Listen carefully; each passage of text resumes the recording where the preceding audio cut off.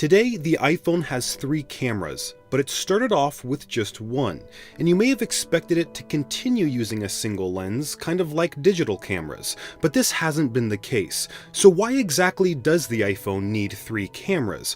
Well, that's what I'll explain right now. So let's consider 2 types of traditional cameras. First, an expensive DSLR, and second, a low-cost digital camera. Both products have a single lens, but there's more than meets the eye.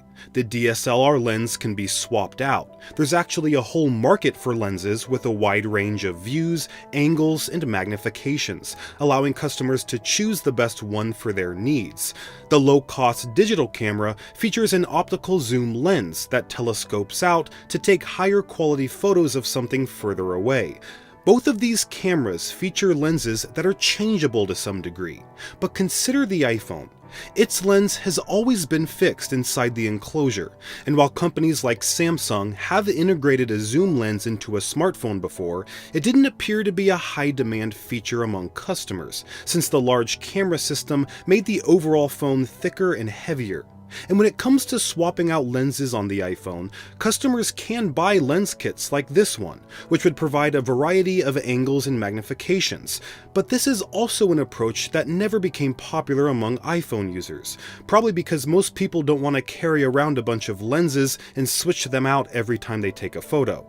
So now we know the traditional DSLR and digital camera approach to lenses doesn't work very well with the iPhone. And that meant Apple was sort of backed into a corner. A single stationary camera lens can only do so much, providing users with one standard wide-angle view, no optical zoom, and no depth of field options. Apple did their best with software to utilize the iPhone's camera lens as much as possible, like adding macro capabilities with the 3GS, but eventually a hardware limitation was reached. Apple wanted to add features like optical zoom and even portrait mode, which gave users a shallow depth of field effect for the first time, but the only way to accomplish that was to add a second camera lens, which is exactly what they did with the iPhone 7 Plus. This new camera system combined the standard wide-angle lens with a magnified telephoto lens, delivering 2 times optical zoom on the iPhone for the first time in addition to portrait mode. But what about the third camera that was added with the iPhone 11 Pro? Well, that was necessary since Apple wanted to offer users a new camera angle. With one lens, the iPhone took standard wide-angle photos. With a second telephoto lens, the iPhone took a magnified photo with no loss of clarity. And with the third ultra-wide-angle lens, the iPhone took photos with a wide 120-degree field of view, allowing more of the user's surroundings to be included in the shot.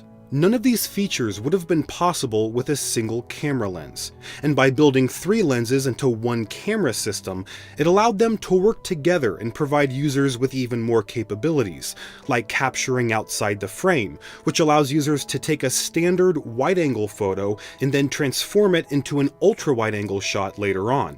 This is made possible by the ultra-wide and wide-angle lenses capturing a photo simultaneously while stitching the edges together for one seamless shot. Having 3 lenses also allows for multi-camera recording, which uses all the lenses to record video at the same time, giving creators footage with different angles and magnification without any extra effort.